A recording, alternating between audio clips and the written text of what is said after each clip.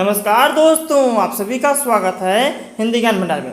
आज हम आपके लिए लेके आए हैं यूपी लेखपाल भर्ती के लिए सामान्य हिंदी का प्रैक्टिस सेट। यह हमारा प्रैक्टिस सेट सीरीज का 6वां वीडियो है। यदि आपने एक भी वीडियो मिस किया है, जाके हमारे प्लेलिस्ट में से आप उन वीडियो को देख सकते हैं, जिसका लिंक ऊपर कार्ड पे और नीचे डिस्क्रिप्शन में दे दिया है। और हाँ, यदि आपने अभी तक हमारे चैनल को सब्सक्राइब नहीं किया है, ऐसे ही यूजफुल वीडियो पाने के लिए हमारे चैनल को सब्सक्राइब करके बेल आइकन भी प्रेस कर दीजिए। तो चलिए आप शुरू करते हैं। हाँ, तो पहला प्रश्न देखिए, कह रहा है कर्कश। ये कर्कश शब्द है ना। कर्कश का विलोम नीचे दिए गए विकल्पों में से चुने। Option A, B, C, D. बताइए क्या सही हो जाएगा, बताइए। देखिए, हम अपने हर वीडियो में कहते हैं कि अपना ऑप्शन खुद पढ़िए। आप अपना जितना ऑप्शन पढ़ेंगे उतना आपका रिवीजन होगा, उतना आपका प्रैक्टिस होगा, वही आपको एग्जाम में फ़ायदा करेगा। हम ऑप्शन पढ़ देंगे, वो आपके लिए कोई भी फ़ायदा नहीं होगा। बताइए, प्रश्न संख्या 1 का सही ऑप्शन हो जाएगा ऑप्शन सी। कर्कश का विलोम क्या होता है? मधुर। ऑप्शन सी वाला सही हो जाएगा। चलिए अगला प्रश्न देखते हैं। प्रश्न संख्या 2 कह रहा है, जो इंद्र पर विजय प्राप्त कर चुका हो उसे क्या कहते हैं? Option A, B, C, D. बताइए क्या सही हो जाएगा, बताइए। प्रश्न संख्या 2 का सही उत्तर हो जाएगा ऑप्शन सी। उसको क्या कहते हैं? इंद्रजीत। जो इंद्र पर विजय प्राप्त कर लेता है उसे इंद्रजीत कहते हैं, और जो इंद्रियों पर विजय प्राप्त कर लेता है उसे जितेंद्रिय कहते हैं। ठीक है, ऑप्शन सी वाला सही हो जाएगा। अगला प्रश्न देखिए, प्रश्न संख्या 3 कह रहा है, जो उच्च कुल में पैदा हो, जैसे उच्च कुल में जो पैदा व्यक्ति होता है उसके लिए एक शब्द बताना है आपको। बताइए, option A, B, C, D. क्या सही हो जाएगा? प्रश्न संख्या 3 का सही उत्तर हो जाएगा ऑप्शन डी। उसको क्या कहते हैं? कुलीन। उच्च कुल में जो पैदा होता है व्यक्ति, उसके लिए एक शब्द है आपका कुलीन। ऑप्शन डी वाला सही हो जाएगा। अगला प्रश्न देखिए, प्रश्न संख्या 4 कह रहा है, ईश्वर तुम्हें दीर्घायु दे। अर्थ के आधार पर वाक्य का भेद बताइए। मतलब जो ये वाक्य दिया गया है कि ईश्वर तुम्हें दीर्घायु दे, ये कौन सा वाक्य है? Option A, B, C, D. बताइए क्या सही हो जाएगा? प्रश्न संख्या 4 का सही उत्तर हो जाएगा ऑप्शन सी। क्या है? इसमें इच्छा प्रकट कर रहा है ना कि ईश्वर तुम्हें दीर्घायु दे, ये इच्छा है। ये कोई प्रश्न नहीं पूछ रहा है, कोई निषेधात्मक नहीं है। ठीक है, ऑप्शन सी वाला सही हो जाएगा। अगला प्रश्न देखिए, प्रश्न संख्या 5 कर रहा है, श्री गणेश। श्री गणेश का विलोम शब्द क्या होता है? वेरी वेरी इंपॉर्टेंट प्रश्न है, बहुत बार परीक्षा पूछता है। श्री गणेश बताइए, option A, B, C, D. प्रश्न संख्या 5 का सही उत्तर हो जाएगा ऑप्शन बी। श्री गणेश का विलोम शब्द क्या होता है? इतिश्री। ऑप्शन बी वाला सही हो जाएगा। चलिए अगला प्रश्न देखते हैं। प्रश्न संख्या 6 कर रहा है कि फूल। फूल शब्द है ना, फूल का पर्यायवाची शब्द नहीं है। मतलब नीचे 4 विकल्प दिए गए हैं, उसमें से 3 विकल्प आपके पर्यायवाची शब्द हैं फूल के, एक विकल्प नहीं है। जो नहीं है उसे पहचानना है। बताइए, option A, B, C, D. क्या सही हो जाएगा? प्रश्न संख्या 6 का सही उत्तर हो जाएगा ऑप्शन सी। जो आपका सी वाला ऑप्शन है ना, तनुजा। तनुजा फूल का पर्यायवाची नहीं होता है। तनुजा किसका पर्यायवाची होता है?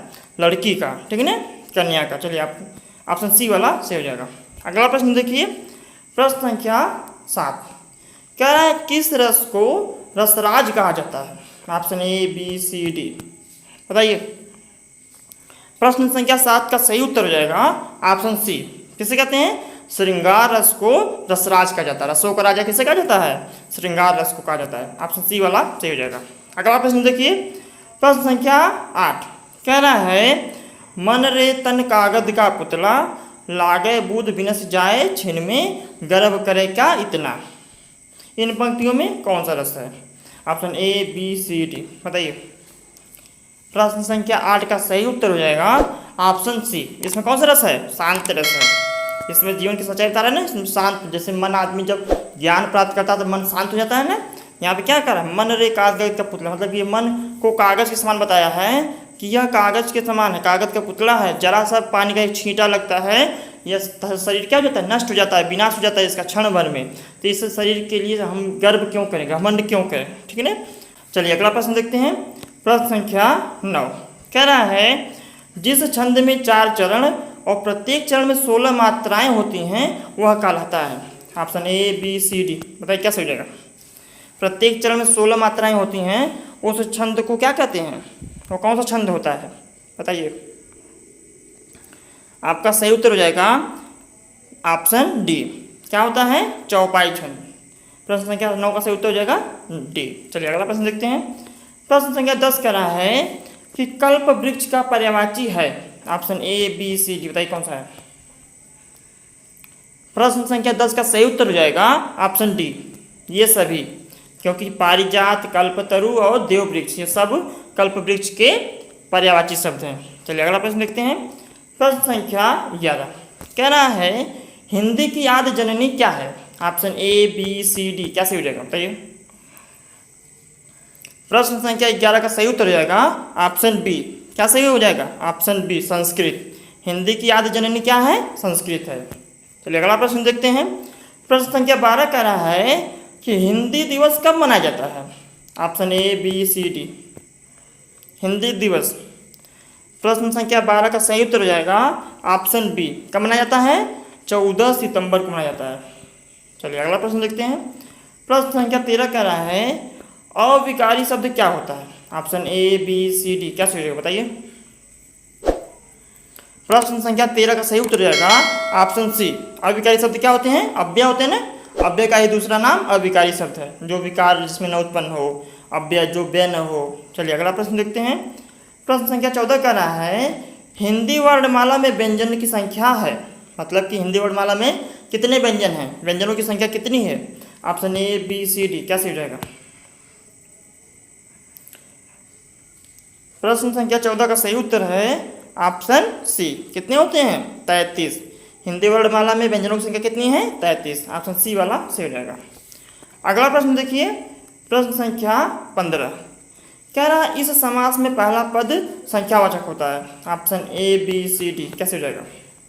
संख्यावाचक, जैसे ही संख्यावाचक आए ना तुरंत आप समझ जाए कि द्वि, हमने समास वाले वीडियो में उसका ट्रिक बताया हुआ है। यदि आपने हमारा समास वाला वीडियो नहीं देखा है उसको आप देख लीजिए। आपको समास पहचानने का आपका जितना भी ट्रिक है हमने उसमें पूरा डिटेल में कवर कर दिया। आप ऑप्शन देख के ही पहचान सकते हैं कि कौन सा समास है, ठीक है ना।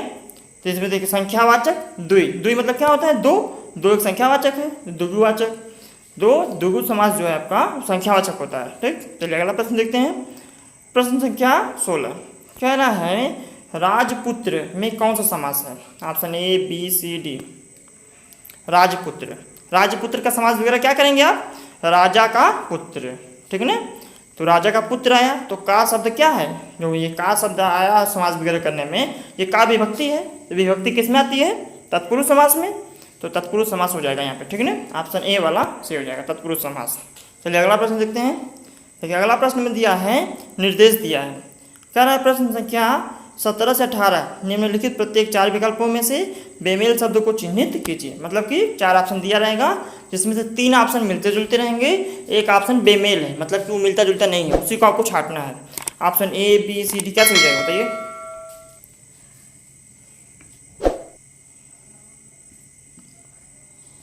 प्रश्न संख्या 17 का सही उत्तर हो जाएगा ऑप्शन बी, क्या हो जाएगा, खेद। जो खेद शब्द है ना ये आपका बेमेल है। समस्या, कठिनाई, जटिलता, ये तीनों मिलते जुलते शब्द हैं, ठीक। चलिए अगला प्रश्न देखते हैं। प्रश्न संख्या 18 में भी वही करना है, आपको बेमेल छांटना है। तो option A B C D बताइए कैसे हो जाएगा। देखिए आपका जो ऑप्शन ए वाला है ना घर, ये आपका बेमेल है, क्योंकि घर मिलता जुलता नहीं है। जैसे प्रियजन, प्रियजन में भी मनुष्य आते हैं, जो प्रिय होते हैं, परिवार में भी मनुष्य आते हैं, बच्चे में भी मनुष्य आते हैं, लेकिन घर एक निर्जीव वस्तु है ना, ये बेमेल है, इसमें कोई मेल नहीं है। तो ऑप्शन ए वाला सही हो जाएगा। चलिए अगला प्रश्न देखते हैं। प्रश्न संख्या 19 पे चलते हैं। प्रश्न संख्या 19 कह रहा है कि जिस समास का पूर्व पद प्रधान हो उसे कौन सा समास कहते हैं। Option A B C D, पूर्व पद प्रधान, बताइए। पूर्व पद प्रधान किसमें होता है, अव्ययीभाव समास में होता है ना। तो प्रश्न संख्या 19 का सही उत्तर हो जाएगा ऑप्शन सी, अव्ययीभाव समास। चलिए अगला प्रश्न देखते हैं। प्रश्न संख्या 20 कह रहा है दिए गए विकल्पों में से निर्गुण भक्ति काव्य के प्रमुख कवि कौन है। मतलब 4 विकल्प दिया गया है, कौन प्रमुख निर्गुण भक्ति के हैं बताइए। Option A B C D, निर्गुण भक्ति के प्रमुख कौन थे, कबीरदास थे ना निर्गुण भक्ति धारा के। ऑप्शन बी वाला सही हो जाएगा। अगला प्रश्न देखिए। प्रश्न संख्या 21 कह रहा है भारतीय संविधान में किस भाषा को राजभाषा के रूप में स्वीकार किया गया है। Option A B C D, क्या सही हो जाएगा। प्रश्न संख्या 21 का सही उत्तर हो जाएगा ऑप्शन सी, हिंदी। हिंदी को भारतीय संविधान में राजभाषा के रूप में स्वीकार किया गया है। चलिए अगला प्रश्न देखते हैं। प्रश्न संख्या 22 कह रहा है पृथ्वीराज रासो किस काल की रचना है? Option A B C D बताइए। प्रश्न संख्या 22 का सही उत्तर हो जाएगा ऑप्शन ए। किस काल की रचना है? आदिकाल की। चलिए अगला प्रश्न देखते हैं। अगला प्रश्न है आपका प्रश्न संख्या 23 कामायनी महाकाव्य के रचयिता कौन है पूछ रहा है। Option A B C D. Kamayani बहुत ही इंपॉर्टेंट प्रश्न है, बहुत बार परीक्षा में पूछता है ये। प्रश्न संख्या 23 का सही उत्तर हो जाएगा ऑप्शन सी। कौन है? जयशंकर प्रसाद। कामायनी के रचयिता कौन है? जयशंकर प्रसाद। चलिए अगला प्रश्न देखते हैं। प्रश्न संख्या 24 कह रहा है दिवसावसान का समय मेघमय आसमान से उतर रही है, वह संध्या सुंदर परिसी धीरे धीरे धीरे। इन पंक्तियों में कौन सा अलंकार है? ध्यान से पढ़ लीजिए। अब आगे ऑप्शन देखते हैं। प्रश्न संख्या 24 का option A B C D बताइए किसमें कौन सा सही हो जाएगा। पहले हम ऑप्शन पढ़ देते हैं, थोड़ा ऊपर करना पड़ेगा इसको। रूपक उपमा श्लेष मानवीकरण। चलिए अब इसको पढ़ लीजिए आप अलंकार को बताइए। देखिए यहाँ क्या कह रहा है कि वह संध्या सुंदर परिसी धीरे धीरे क्या हो रही है? आसमान से उतर रही है।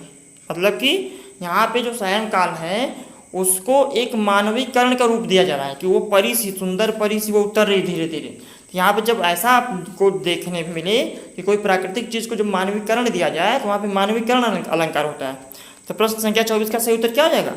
Option D मानवीकरण। मानवीकरण वाला सही हो जाएगा। चलिए अगला प्रश्न देखते हैं। प्रश्न संख्या 25 कह रहा है कि खग जाने खगही की भाषा लोकोक्ति का उचित अर्थ है। Option A B C D क्या सही हो जाएगा? प्रश्न संख्या 25 का सही उत्तर हो जाएगा ऑप्शन डी। क्या हो जाएगा? समान प्रवृत्ति वाले लोग एक दूसरे को सराहते हैं। ऑप्शन डी वाला सही हो जाएगा। अगला प्रश्न देखिए। प्रश्न संख्या 26 कह रहा है अक्ल का दुश्मन मुहावरे का अर्थ है। मतलब अक्ल का दुश्मन मुहावरे का अर्थ क्या होता है? Option A B C D बताइए। प्रश्न संख्या 26 का सही उत्तर हो जाएगा ऑप्शन सी।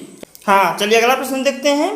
अगला प्रश्न है प्रश्न संख्या 27 कह रहा है वाक्य के अशुद्ध भाग का चयन कीजिए, यदि कोई त्रुटि ना हो तो भाग डी को चिन्हित कीजिए। मतलब कि एक वाक्य दिया गया है उसको 3 भागों में बांट दिया गया है ए बी सी डी। अगर आपको त्रुटि लग रहा हो ए बी सी डी में तो उसको चिन्हित कर दीजिए। अगर आपको लगता हो कि वाक्य सही है कोई त्रुटि नहीं है तो ऑप्शन डी को चुन लेना है। ठीक है ना। वाक्य क्या है? धनवान को व्यर्थ व्यापार में सहायता देकर कोई लाभ न होगा। Option A B C D बताइए क्या सही हो जाएगा। प्रश्न संख्या 27 का सही उत्तर हो जाएगा ऑप्शन बी। देखिए जो ये बेकार में शब्द लगा है ना इसका कोई अर्थ नहीं, इसका मतलब निरर्थक लगा हुआ है। क्योंकि धनवान को व्यर्थ और बेकार दोनों तो एक ही अर्थ दे रहा है। धनवान को व्यर्थ सहायता देकर कोई लाभ न होगा, फिर बेकार में इसका कोई अर्थ नहीं है, इसलिए आपका ऑप्शन बी वाला सही हो जाएगा। चलो अगला प्रश्न देखते हैं।